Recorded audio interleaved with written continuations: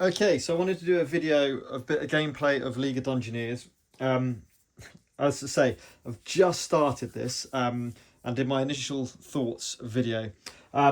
It's great to see so many people out there who are so passionate about this game, and I can definitely see why. With its rule set, how in depth it can be, and just the joy of playing it, to be honest, and the content you get in the game as well. Let's not shy away from that. As was mentioned before, the art on the standees is absolutely exquisite. It's amazing. It's so good, and you could actually pay a little bit more for the acrylic standees. I say a little bit more. I think it's quite substantially quite a lot more. People have subbed in actual miniatures, painted miniatures. I have got a lot of Lord of the Rings miniature games, so I could potentially, sub out a fair amount of it. But I really like the standees. I just genuinely quite like them. So I'm happy to carry on. So where we're in at the moment is, I've just saved the page here. I'm doing the second quest. So this just goes to show how little I've played with the game. I've played the intro scenario and the first quest, and travelled a little bit on this just to get to know the game, to be honest. Then what we did is we did this. Have I got it here? Yep, we did the Fugitive, which was a side quest in the dungeon. Now I've packed away most of the dungeon that I followed through, just so I can showcase this kind of like battle system and a bit of the gameplay as well. And then we found this objective room. The crypt that the heroes enter is a large room with 6 sarcophagi. In the middle stands Ulfric, unmistakably changed. Flanking him are 2 skeletons, both armed with bronze swords and shields. Ulfric's stern gaze has been replaced by the icy blue sheen. His cheeks are now sunken, and his face looks like ash. Protruding from his chest is an ancient bronze blade. As he notices the party, he lunged forward, and his hammer held high. So you basically placed him there, in the middle. He's a warrior priest. Once fueled by his hate against the undead, the warrior priest has now joined his ranks. Fighting is in complete silence. He still seems to have the same ferocity. So he's armed with a warhammer and has armor 2, meaning that to hit in practice is -5 because of the bulkiness of a warhammer. He has frenzy and cause fear 3. Now I've already done the fear check. So if I move these over here, I can bring about our party sheet. And what you can see here is that actually my team, the party, did exceptionally well with their resolve tests to go against this fear, and actually only Tiberina, believe it or not, my highest resolved character, actually failed. The others actually passed, so they aren't feared. And as you can see here with the token and the status token, we get -10 to all of our range skill, combat skill, and arcane arts. So that Tiberina has only got daggers, so it's it's a -10 to that, which is going to be a bit of a pain in the bum. We'll keep it here, so I got the stats. I'll keep that down near me. So we got Ulfric. We found the objective, this undead scourge that's going across the world. Here are Ulfric's stuff. So he's got Warhammer, which does 2d6 damage. It is slow, so that's why cumulatively it's only a -5 to hit instead of the typical -10.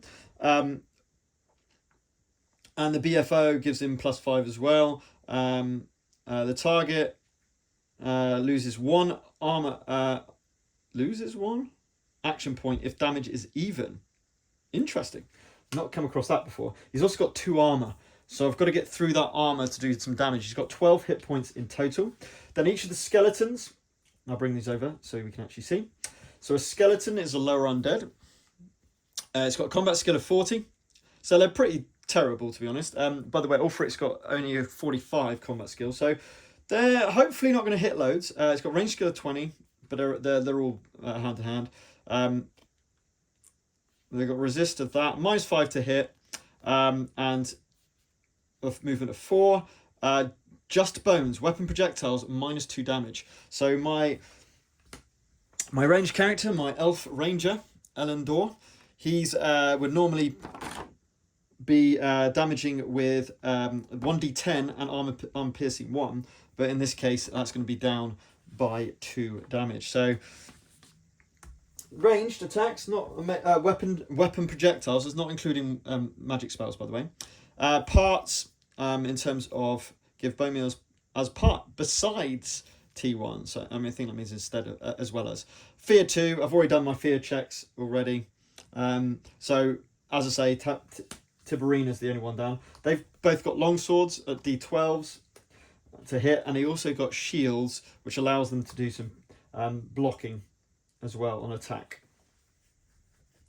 Sweet. So that's the setup. We got our characters. We've got Elendor, our elf ranger at the front. Tiberina opened the door to show this lot happening. Where am I? I thought I had, maybe not. Okay. I think that's all that we need to know. Hang on, that's what I wanted. Oh yeah, of course. No, don't we? I'll leave that there. Just show what was on. It doesn't matter. It's just some stairs going up into that thing. So we have Tiberina. Then we've got Jerak, the dwarf, berserker there, and then finally Falstar, even bright at the back, who's my mage. Mage has got 3 spells: protective shield, flare, which is probably the one I'm going to use most, my attack magic missile one, and then healing hands as a slight healing spell. I've got 49 mana, so we've used up some of my mana. So we will see how it goes. It's gonna be tough. I really think it's gonna be a tough final boss battle, but I'll at least be able to show you the system. By the way, these are who I've defeated. So it was the bandit mercenary that I was trying to headhunt. So that was the bandit escapee, and then I defeated a necromancer as a wandering monster.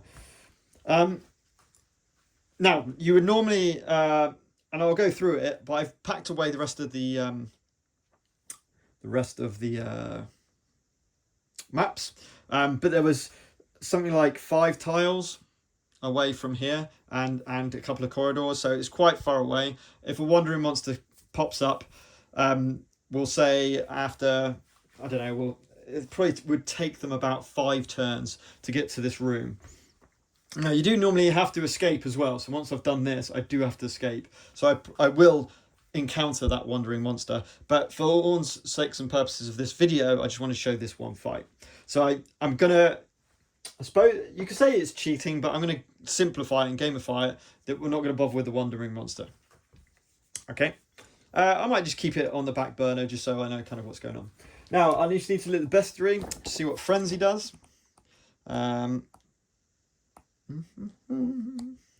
Frenzy is always in frenzy, gains an additional benefit of armor piercing 1 and 1 extra standard strike when they cause damage. Oof. That's brutal. That's action point. Sorry, that action point of 1. It's quite confusing because armor piercing as well. No, it is armor piercing. Oh, wow, hang on.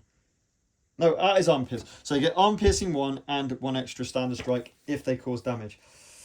Eek. That does not sound great. Okay, so let's get started into it. So inside the bag, hopefully, I've got the right number of activation chits. So we've got an ability. I can't remember who's got it, actually, to come straight off the bat. So these are the abilities. Someone gives us an extra, it's kind of like ready, gives us an extra chit. So I've got 5 white and 3 black. The only problem with this I've foreseen is that the black and white are not actually identical shape. So you could, if you really wanted to cheat against yourself, you could basically feel around for the activations. You know, I wouldn't really do that. Anyway, so that bag's all ready. So let's move on to the cheat card. Just the bag of initiative tokens, done. Roll the scenario dice. This is where things would potentially go, oops, a little bit wry with the, so we're going for this.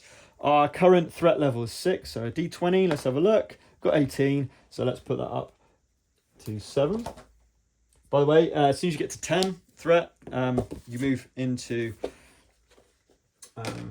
the wandering monster automatically. Next, start activation. So, let's see what goes on. Right. Now, I think, because we can see through the door, we might as well shoot. Now, the great thing about this, well, I say the great thing, it takes a little bit of thing. So you've got the sarcophagus. We need to check. So I've labelled it all to hopefully help. So if I now look at, please tell me I've got interaction and objects. If I go to this, we'll see sarcophagi. And line of sight, -10 when shooting through the square or passing through the art. So if he's to shoot, he goes through this, it's going to be -10 to a range skill, which is a bit annoying. But I kind of want him to stay there. So to be honest, yeah, I'm gonna stay put. We're gonna go with Elendor. Now I'm gonna shoot. I'm gonna go straight for the main guy himself. Let's just try it. Let's see what happens. Yeah, he's got no shield. He's got two defense, but effectively, he's -10 to hit. But then with the +5/+5, that loses it all. So why is it -5? What we got wrong going on there?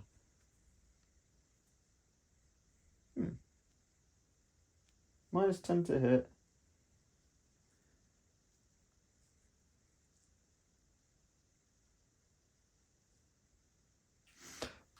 Maybe these don't stack. Slow and BFO don't stack. It must be. Because it says there it's a -5 to hit. So we're going to go with a -5 to hit. We're going to use we are loaded with the weapon. So we're going to unload that. We're going to shoot an arrow into Ulfric. Normally, we would have a range skill. Let me just show you how this kind of works. So this is the character sheet. You'll notice here we've got combat skill and range skill. I did go to a church and bless, so I get +5. So that ultimately ignores his minus to hit. So I'm basically a 67. So 67 on a D. Oh, hang on. And I'm aiming. Now, an aim is an action. You get 2 actions on your turn, as long as you've not got half health. And on those 2 actions, I'm wounded, that is. On those 2 actions, one of them can be aim. And I'll get a +10 to my range skill. That's going to be completely negated with this sarcophagi. So I go back to a standard 67, which is really quite good. So on a D100, which is 2d10, one of them with the 10s, I need to get 67 or less. So let's see how we go. A 31. So 31 is a hit. Awesome. It's not a crit, but it's a hit. Now it's an AP1. So I've unloaded it now. I need to spend an action to load it. So it's an AP1, which is armor piercing 1. So it takes that armor down to 1. We've got a D10 damage. So let's see what we get with the damage. We get a 7. Nice. So 7 minus 1 is 6. And that's 6 damage straight onto Ulfric. Half health already. So I can't tell you how good that is. That basically, I'm going to just check something, but I believe he is now wounded. I just need to check if wounded means half or less than half. Because if it's less than half wounds left, then he is not wounded and he still gets 2 action points. If he is, he's losing one of his action points, which is awesome. Yeah, really? I thought it's wounded. It is wounded. And it's not in here. Great. Okay, we'll go to damage and see if it's there. So apologies about this. Just need to find out that 1 point about damage. Wounded. A hero or enemy that loses 50% of their HP, rounded up, is considered to be wounded. So he has lost 50%. So it's 1 action point. I was absolutely right. That is huge. What a legend. We also, on the character sheet, need to take away... Let me get a better... We need to take away one of those arrows that he has. So he now has 11 arrows to shoot with. So that was Elendor. He spent his 2 actions. And I basically just put the little tokens by their character sheets. Awesome. Not bad. Well done, Elendor. What a start. It's not usually this good. Oh, it's another white. Okay. Now, do I just try and take him out? Take him out of the equation completely? I think it's time. Yeah, I think it's worth a go. I'm thinking of going with my magic.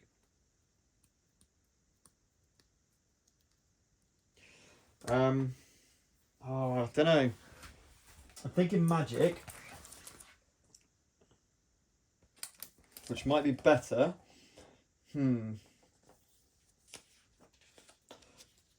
Again, I just want to double check about.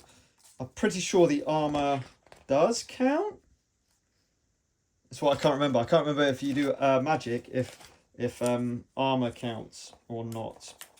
So apologies. As I say, there's quite a few rules, and I've not shot against armor before, so I'm not 100% sure. At the moment, it's got 2 armor.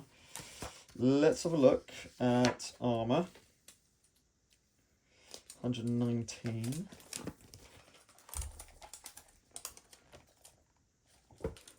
So apologies about this.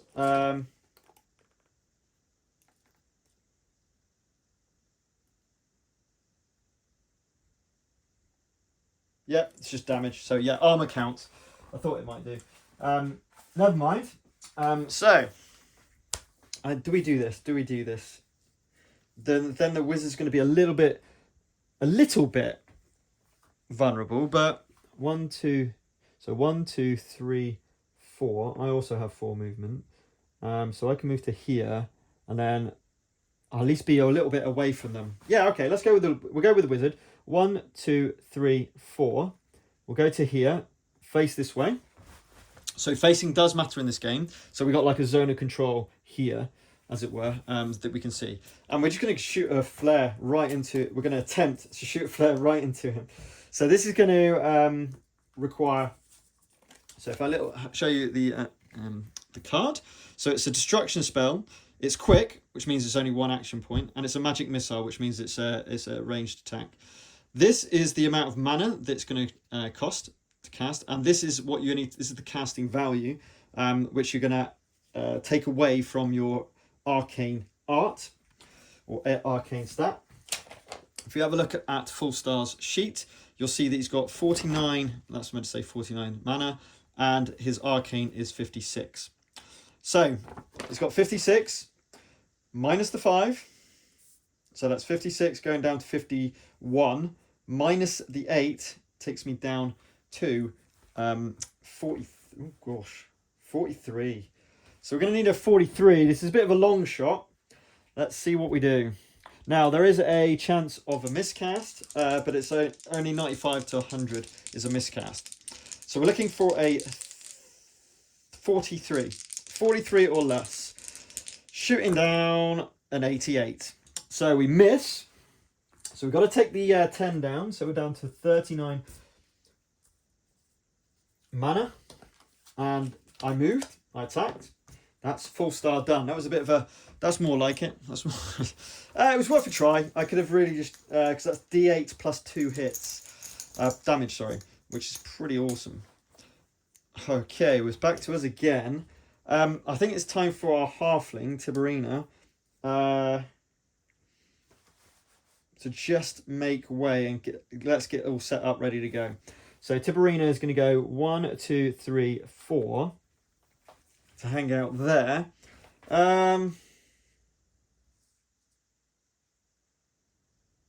Yeah, that'll do. Okay, next one. So the baddie looks like there's the first baddie. Right, so because we've drawn a baddie, the other thing, they act according to this. So magic user or enemy with none. Enemy adjacent to a hero? No. They can't charge, they've only got movement 4. Yes. So this could be either of them. So we're going to do it at random. So we'll go 1, 2, 3, 4, 5, 6. And it's going to be this skeleton over there. So how does it act? You go to the activation card. If adjacent to a hero, nope. If with them spirit, nope.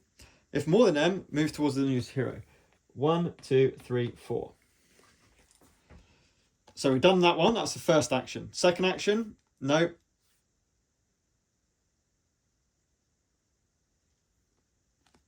Move adjacent to the closest hero.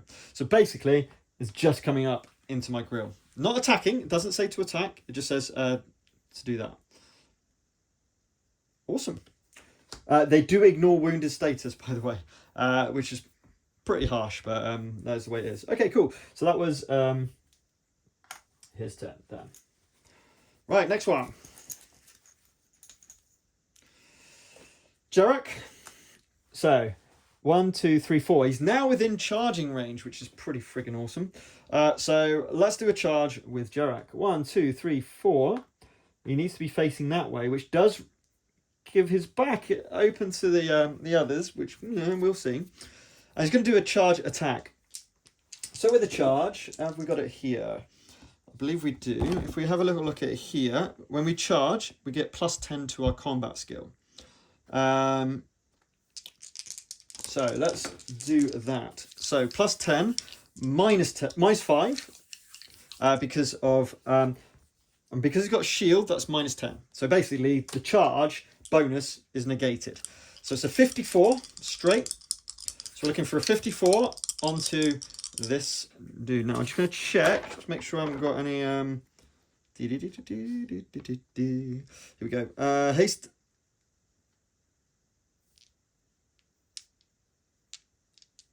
Hey, goblins, not goblins. I don't have to worry about night vision. Oh! He also has frenzy. I forgot he's got frenzy. So if I manage to damage it, I do another attack. I'll do a free other attack, which is really cool. Because charge is a higher action. So if I show you where we got it.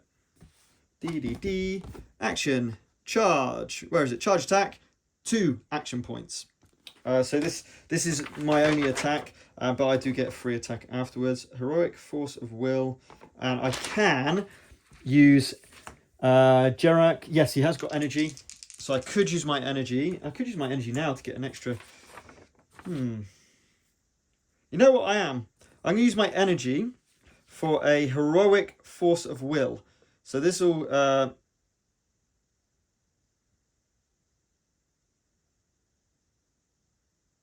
+10 check on any single roll. So we're going to use my energy from Jerak to get that +10. So now we're on 64 or less. And we get a 52. Awesome. I didn't need to do it, but we managed to hit. Now, with a battle axe, it's 1d10 + 1.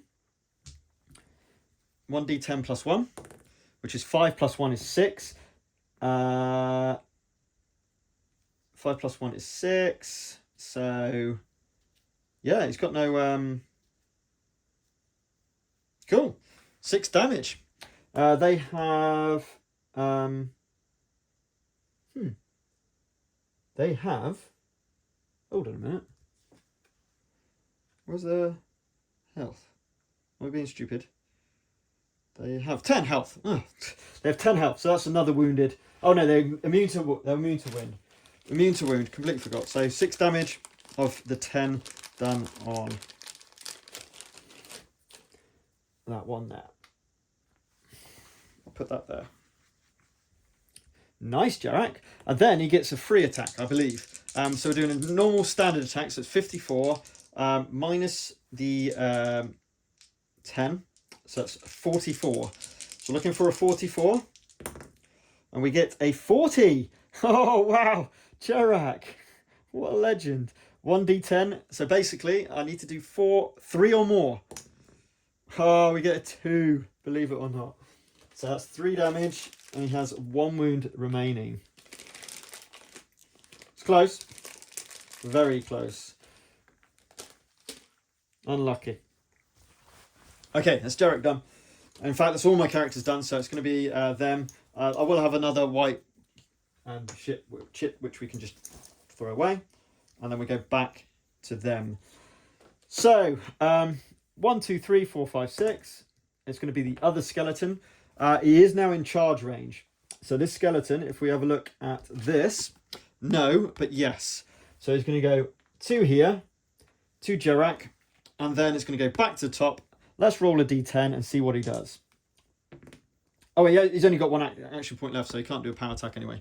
So he's only rolled a 6 anyway. So he's going to do a standard attack. So this skeleton is got a combat skill of 40.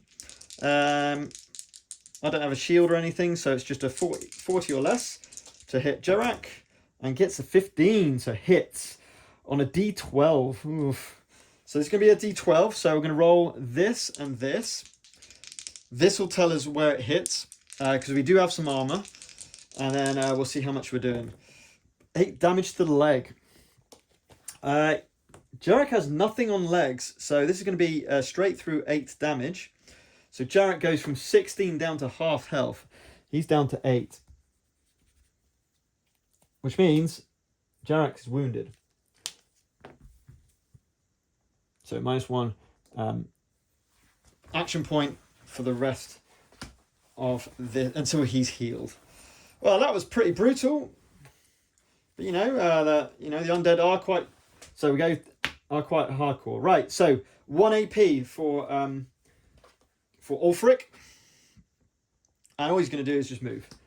So 1, 2, 3, 4, and just keep facing that way. He can attack Jarak from there, but not this turn. Right, cool. So we grab the activations.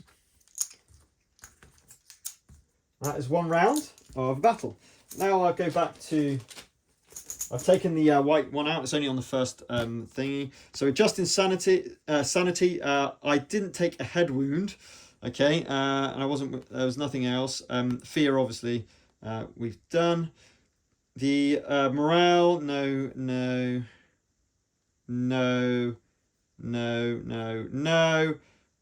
Just threat level, didn't do any of that. Move wandering monsters. So now what would happen? Oh, right, we haven't got a wandering monster. Yeah. Right, so we get adjust the bag. I've just done that. Roll the scenario die.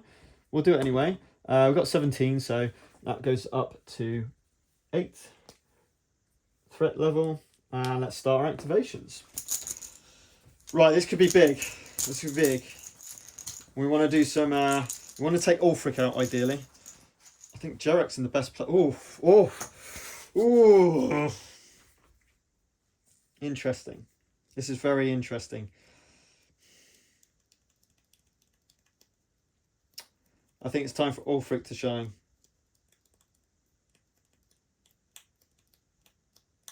No, sorry. Ulfric to shine. Jarak to shine. I think we're going to go with Jarak. He's only got 1 action point, so he can just attack.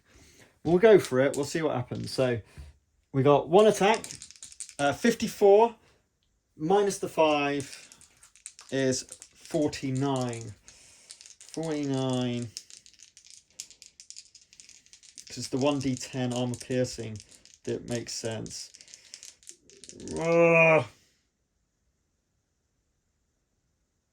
49. Sure. 49. Yes! 11. Oh, I'll tell you what, I've not been rolling like this previously. It's been a really hard slog. This is going really well. Okay, 1d10 plus 1 with armor piercing 1. So that's only taken away 1 from it. That's a 4 plus the 1 is 5. Going down by 1 is back to 4. So 4 damage. And that takes him to 10. Which is not bad. He's got 2 left. 2 hit points left. Not bad, not bad. Oh, he's got frenzy. He's got frenzy. Come on. 49. 34. Boom. Here we go. Oh, 1. Oh, no. Really? Has he got anything I can use? Oh, come on. Is there any skills? I don't think so.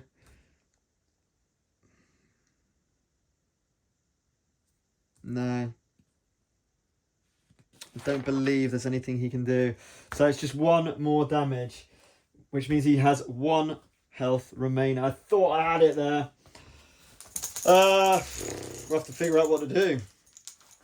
Oh, before that though, Let's see what we're going with. An enemy adjacent to a hero that can make room for more enemies. So it's basically random again, because they can all attack. So we've got 1, 2, 3, 4, 5, 6. We're going with this skeleton over on this side, who is unhurt. So 2 APs. Is adjacent. Let's see if it's going to power attack this through. 4. No, it's not. It's going to do a standard attack, but it can do 2 attacks anyway, which is quite annoying. So, standard attack. They have got 40. So, attacking Jerak. And missing. Then, attacks again. And hits. Hits with a D12. This could be the end of Jerak. Oh my word.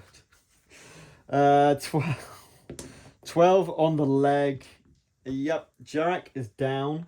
Now this does a couple of things. If we have a little look. So for sanity, I believe, being reduced to 0 wounds. So his sanity goes down to a 6. Also, party morale takes a hit. I think the character reaches 0. Yep, goes down to 15. Well played, Mr. Skeleton. Right, let's see what we get. Right, we get a character. Now the good news is that's actually freed up. Oh, hello. I can shoot Ulfric. Oh yeah, let's do it. We're going to go with Elendor. He's going to spend 1 action to load his weapon. He's going to spend a 2nd action to shoot. It's now not going through the sarcophagus, so it's going to be straight down. We got 72 minus the 5 takes me to 67. 67 or less. Let's do it. 26 hits. Then it's a D10. A D10 with armor piercing 1. You don't need 1. Get the 10. Absolute overkill. And he goes down. We have defeated Ulfric. Boom, boom. Well done, Elendor. Let's take away one of his arrows. He's down to 10. And we are now unloaded. But that was really absolutely key. And I loaded and shot. That's 2 actions done. Let's see who's next. White. Right. White is right. I think it's time to go with Tiberina. Let's go Tiberines. So Tiberina has got the minus 10, but did get blessed. So it's overall 45. Minus the 10. Oof, it's 35. Ooh. I have got a reroll if I want it with luck. 35. Come on, Tiberina. Now, you know what? Let's just go for it. So what I'm going to actually do, I'm going to power attack. So Tiberina is going to power attack, which basically adds, makes it a plus 20 base. So I was down to 35, which was pretty terrible. And now we're back up to 55, which is a lot more respectable. The problem is there's no parry, dodge, or to hit. Oh, I should have said, I have dodges for all of them, which I completely forgot. I've not used a dodge so far. So I can get those dodges. There you go. So dodge is like a chance to basically dodge out the way with a dodge skill, as you would expect. So 55 or less. Tiberina, an 18. Oh my word, this is ridiculous. It's never been as good as this. Now it's going to be 1d6 plus 2. So 1d6 plus 2, 1d6 plus 2, 1d6 plus 2. A 3 plus 2 is 5. So 5 on the wounded one. That takes him and kills off that one. So that skeleton is now being toast. Happy days. So Tiberina, that was only 1 action.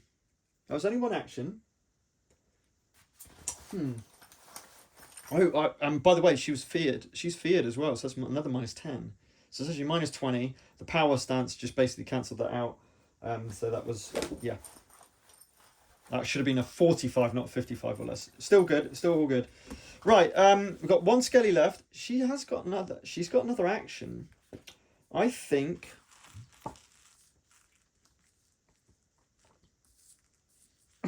I can't charge, of course.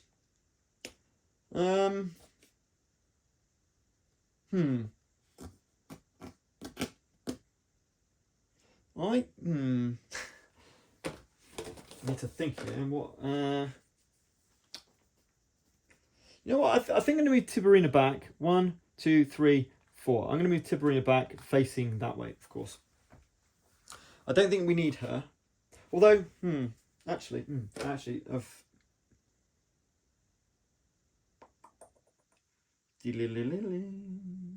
So it's really the wizard that can pick Jarek up. It's the only healing thing I have. Hard. No, you know what? We'll just leave Tiberina there, I think. I'll tell you what, we'll move her there. We'll move her to there, facing that way. Okay, I think I'm happy with that. Right, who's next?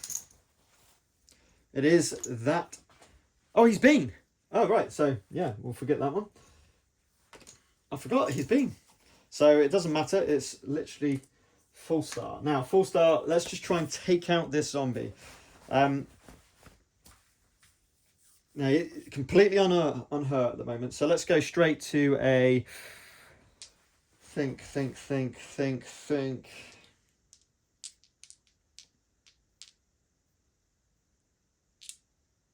I think we do healing hands. I think we can just do healing hands. We're right next to him. We might as well. Yeah, let's go for healing hands. That's -6, so I'm 50. 50 or less. So 50-50. Oh, this is big.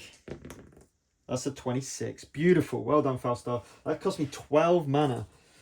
So 12 mana takes me down to 27. But more importantly, I get 1d8 plus 2. So he recovers 5 hit points. So it goes back up to 5. He's still wounded, but at least he stands up. Then we'll shoot a flare, why not? So needing a 56 -10 is 46. -8 is 38. 38! Might as well. Let's give it a go. Oh, 95. Oh dear, we've miscast. Whoops! What does a miscast do? I'm just going to have to read up what a miscast does. That's a bit disappointing, to say the least. Oh dear. Miscast. The wizard has seen or experiences something unworldly, and the caster must roll on the table below. The wizard turn ends immediately, and the mana is used as though it has failed. Right, okay. So that's going to be on a, that's another 10. Yeah. So down to 17 mana. But more importantly, well, worse, of course, is we need to roll on this D10 chart. So, it needs to be small. It needs to be small. It's a 1. It's a 1. Through luck or skill, the wizard managed to shape the spell and change the outcome to the very last second. Any damage or healing effect of the spell is maximized. Oh my god! Any other spell is cast without the need to spend any mana. Any other spell.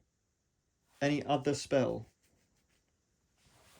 So I think that means I don't have to spend the mana, and I do maximum What just happened?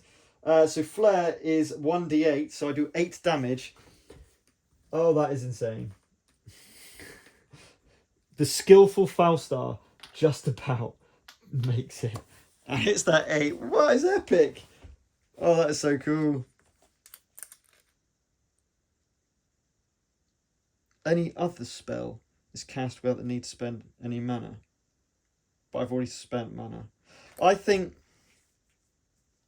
No, I don't think I do get that mana back. I think if I cast any spells from now on, in this turn, I wouldn't have had to spend the mana. That's what I'm going to go with. Anyway, that's the end of the turn. So, this is where this is where it adjust. Oh, yes! Oh, I'm being silly. This is the stage. So this is where you adjust sanity and morale. So actually, I go back up morale because Jerak is no longer on 0. And also his sanity goes back up to 7 because, again, his wounds aren't to 0. Oh, I forgot. You check at that point. Right, cool. Start a turn, adjust the bag. So we should have 4 white and 1 black. Activation token. So that's done. Roll a scenario die, the d20.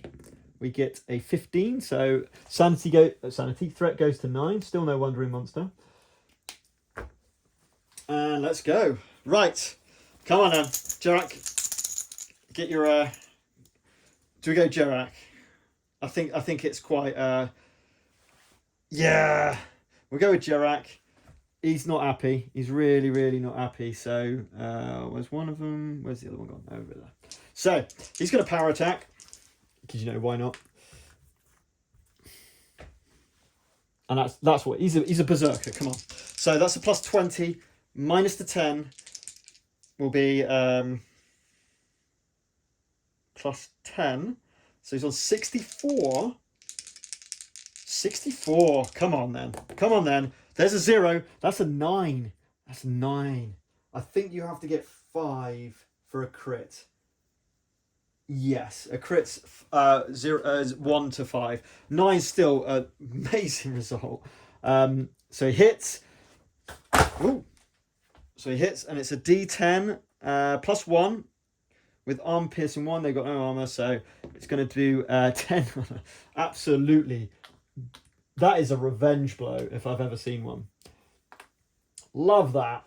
Oh, that has run so much more successful than other encounters I've had. I got some very lucky rolls on there. Hopefully I played that all correctly. Again, it's quite a lot of roll nuances in it. But it just lends itself to some epic moments with the randomness of the dice. I actually really appreciate the randomness of the dice. And the randomness of the whole game, to be completely honest. And now I would have to leg it out. As I say, I probably need about, because I can only move 6 squares each turn, I'd probably need a fair amount of time to get back. Should we see if Folstar can do a bit of healing? He 100% can. So with the remaining mana he had, he goes down to 5 mana. But Jerak now goes, oh, come on! 1 plus 2, 3. That's enough. He goes up to 8, which brings him to... Oh no, he continues to stay wounded. Never mind. It doesn't matter. He's still wounded, so he can only do 1 action point each turn. But we would eventually get out. Probably would encounter a wandering monster, if I'm being completely honest. But for the sake and purpose of this particular quest, I'm not going to bother with that. Because I want to talk about what happens afterwards, okay? So hopefully... this is only quest 2, so not too much in terms of spoilers, but we'll talk about what happens next.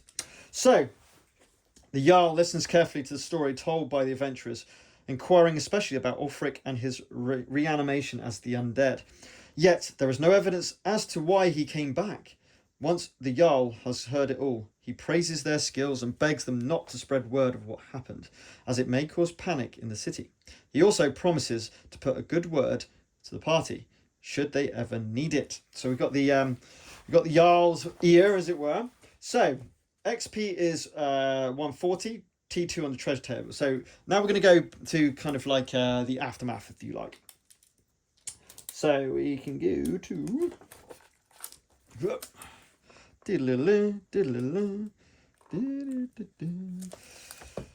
So,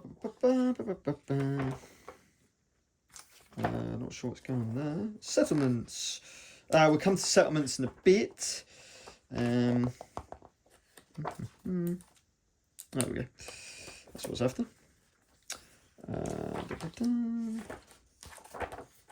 Where's the...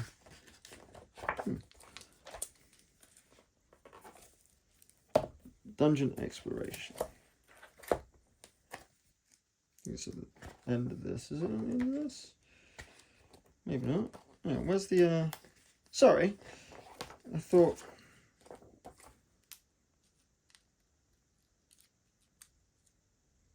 Huh. Where's the... Sorry, that's really bizarre. I thought I had what happens at the end, and I can't seem to see it, which is a bit weird. So I'm pretty sure I'll keep the settlements open because that's kind of like a good place to be. But effectively, where the heck is that then? Anyway, whatever. So I'm playing on kind of like easy mode, and what I mean by that is you don't have to go and loot bodies while you're going through the dungeon. You just wait until the end of the scenario, and then you just get everything from it. Okay. So with that in mind, I've already given the Necromancer XP, so I didn't have to think about that, and the Bandit XP. So now we've got to do the rest of them. So the Ulfric gave me 140 XP. 2 skeletons gave me 160. So that's a lovely 300 XP added on for each character. So 300 XP for each character. Takes them to 1595.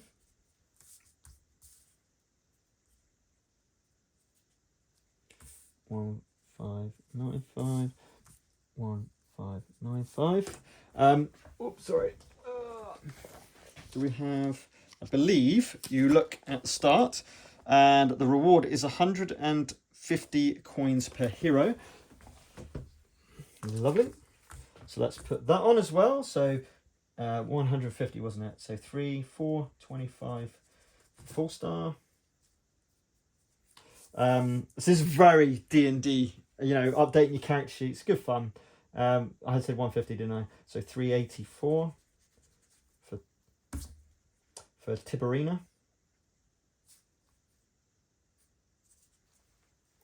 Oh gosh, Jarek spent all his money, so he's got 160, and so did pretty much Elendor, so he's got 180. Right, so that's those. Awesome. Now the treasures.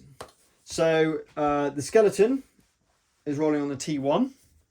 I need to look up actually. Now I just said it. So we got T2 treasure table, a two T1 treasure tables, and I just need to go back to the fugitive manhunt. 250 coins. 250 coins. So we're back in the city. 250 coins more. That's not per hero. So let's just give 125 to each of these guys who haven't got much money. So that goes to 295 for Jirak, and 330 for Elendor. Beautiful. So treasure tables down there here is what we're going to do. So let's do the T2 because that's the juicy one. So T2 is D10. Where's the dice gone? Am I being blind? Yes, I am. Right, here we go. So on the D10,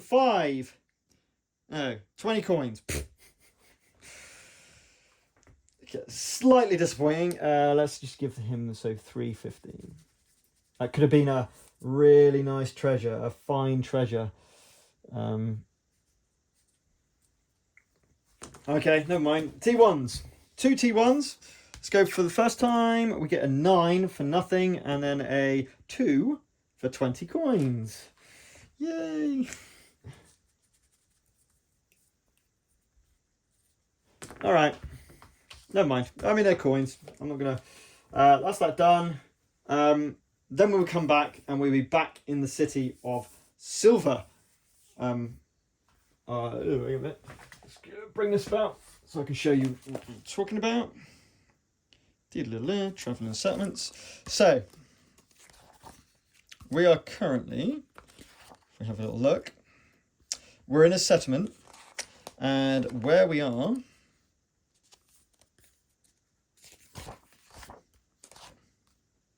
Silver City, which got everything in it, by the way, which is lovely. Now, the quests actually don't... If we go back to those quests, the ones we just done, we're doing the undead, obviously.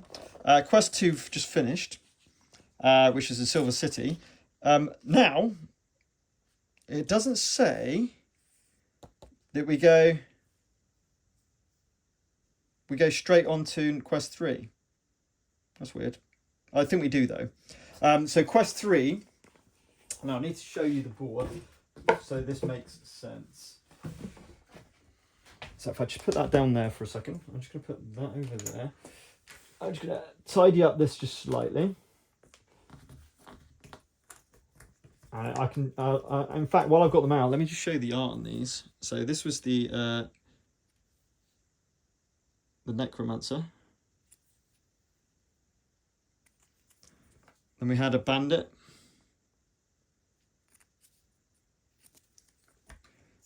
Ulfric.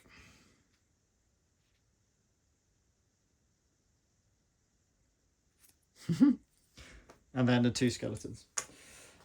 Okay, cool. Let's move that, and move those a second. Right. So again, this is the overworld map. Let's move this down here. It's out the way. Because it's not that big.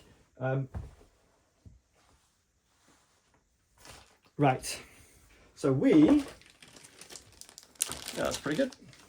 We are currently in Silver City here, you see. So it says in here, to do Quest 3, which we can do, is in White 34. So we look at these numbers and you see that White 34 is down here past the trees. Now, I can take the road path down here, but then I have to go across country, which takes more supplies to be able to get there. So I probably want to prepare for my journey to from Silver City first. I can see if there's some side missions I can do. You definitely do that. And the beauty of this game, and this is what I'm looking forward to, is I can effectively get this quest book 2 out. And then if I show you this, if we want to just generate a quest, we can roll on this. And then we can just maybe go, I don't know, like Stop the Heretics, 242. And go all the way to, oops. Oh, hang on, what was that? Oh, in book 1, sorry. Let's say, sorry, we go to The Lost Prayer, I don't know, 55. Let's see what that is. 55. There we go. So we can just do this. It's a completely random quest location. The research is not once you end, and then you've got start threat level, min threat, blah blah blah. Although the priesthood is known for their meticulous curation of their history, there are still stories that are lost to time. Some have vanished completely, and some have become myths. This makes it difficult to distinguish fact from fiction. One of those myths involves Novum's Shadow, a warrior priest said to have won fame as the scourge of the undead. Heroes are approached by an elderly priest who has devoted a large portion of his life to locating evidence from the existence of Novum. Now he has finally found the clue he has been looking for. He requests the help of the heroes to locate the exact burial site of the legendary priest and bring back evidence.